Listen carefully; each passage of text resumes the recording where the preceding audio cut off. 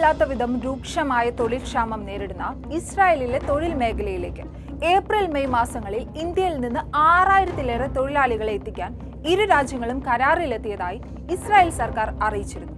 എന്നാൽ സംഘർഷം അതിന്റെ ഏറ്റവും മോശമായ പരിതസ്ഥിതിയിൽ ഗസയെ ആക്രമിക്കുമ്പോൾ എങ്ങനെയായിരിക്കും ഇസ്രായേലിലെ തൊഴിൽ സാഹചര്യങ്ങൾ ഇവർക്കായി സുരക്ഷയൊരുക്കുക?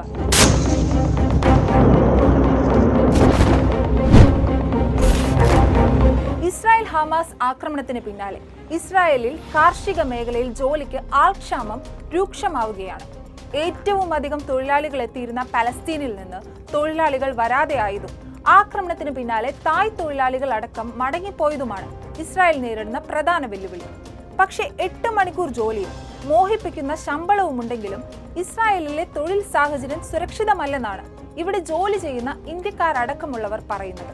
ഗുജറാത്തിലെ പോർബന്ദറിൽ നിന്ന് $1500 പ്രതിമാസ ശമ്പളവും 8 മണിക്കൂർ ജോലിയും പ്രതീക്ഷിച്ച് ഇസ്രായേലിലെത്തിയ മഹേഷ് ഒഡേദരയ്ക്ക് തൊഴിലുടമ ₹1 പോലും ശമ്പളം നൽകിയില്ലെന്ന് മാത്രമല്ല, അസഭ്യം പറയുകയും ജോലിയിൽ നിന്ന് പറഞ്ഞുവിടുകയും ചെയ്തതായി റിപ്പോർട്ട് വന്നിരുന്നു.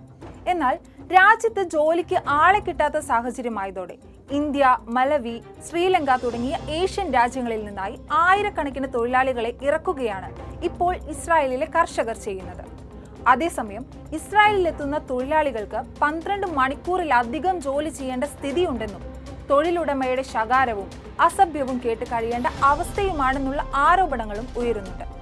ശമ്പളത്തിനും അടിസ്ഥാന ആവശ്യങ്ങൾക്കുമായി പൊരുതേണ്ട സാഹചര്യമാണ് ഇവിടെ ഉള്ളതെന്നാണ് ഇന്ത്യക്കാരായ തൊഴിലാളികളെ ഉദ്ധരിച്ച് ഫോറിൻ പോളിസി എന്ന അന്താരാഷ്ട്ര ഓൺലൈൻ മാധ്യമം പറഞ്ഞത്. 1967 മുതൽ ഇസ്രായേലിലെ തൊഴിലാളികളിൽ വലിയ ഭാഗവും പലസ്തീൻകാരായിരുന്നു. 1990 കാലത്താണ് ഇസ്രായേൽ പലസ്തീൻ തർക്കം സംഘർഷത്തിലേക്ക് കടക്കുന്നത്. ഇതിനുശേഷമാണ് ഇസ്രായേലിലേക്ക് മറ്റ് രാജ്യങ്ങളിൽ നിന്ന് തൊഴിലാളികൾ എത്തിത്തുടങ്ങിയതും. 2021 കണക്ക് പ്രകാരം ഇസ്രായേലിലേക്ക് കുടിയേറിയ തൊഴിലാളികളിൽ 1/3 പലസ്തീൻകാരായിരുന്നു. പക്ഷേ ഒക്ടോബർ 7 ഹമാസ് ആക്രമണത്തെ തുടർന്ന് 20,000-ഓളം പലസ്തീൻ തൊഴിലാളികളെ രാജ്യത്തേക്ക് കടക്കുന്നതിൽ നിന്ന് ഇസ്രായേൽ വിലക്കി. വെസ്റ്റ് ബാങ്കിൽ നിന്നുള്ള പലസ്തീൻ തൊഴിലാളികളെ എങ്കിലും തിരികെ എത്തിക്കണമെന്ന് ഇസ്രായേലിൽ ഒരു വിഭാഗം ആവശ്യപ്പെടുന്നുണ്ടെങ്കിലും തീവ്ര ദേശീയവാദികളായ മറുവിഭാഗം ഇതിനെ അനുകൂലിക്കാൻ തയ്യാറായിട്ടുമില്ല. 2012 ഉഭയകക്ഷി കരാറിന്റെ ഭാഗമായാണ് തായ് തൊഴിലാളികൾ ഇസ്രായേലിൽ ജോലിക്കെത്തിയിരുന്നത്.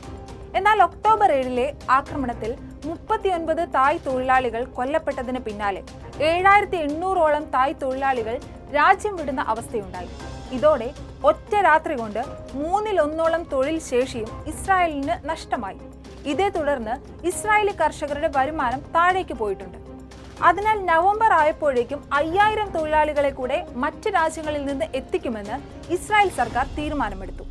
അതിനായി പുതിയ ഇമിഗ്രേഷൻ പോളിസിയും ഇവർ ഉണ്ടാക്കിയിട്ടുണ്ട്.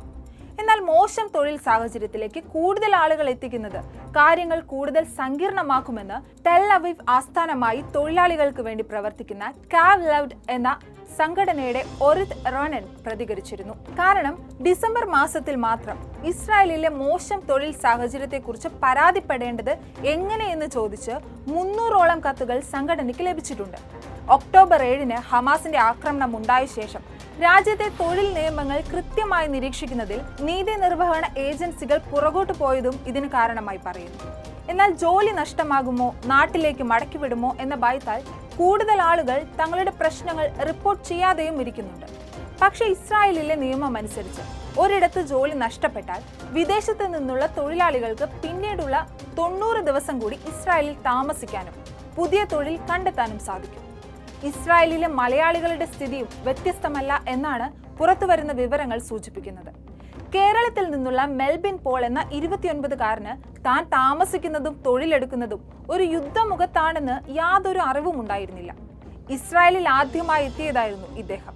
മാർച്ച് 4 രാവിലെ പോളും സുഹൃത്തുക്കളും തോട്ടത്തിൽ ജോലി ചെയ്തുകൊണ്ടിരുന്നപ്പോൾ ഇസ്രായേൽ ലെബനൻ അതിർത്തി പ്രദേശത്തെ ഈ സ്ഥലത്ത് മിസൈൽ വന്നു പതിച്ചു.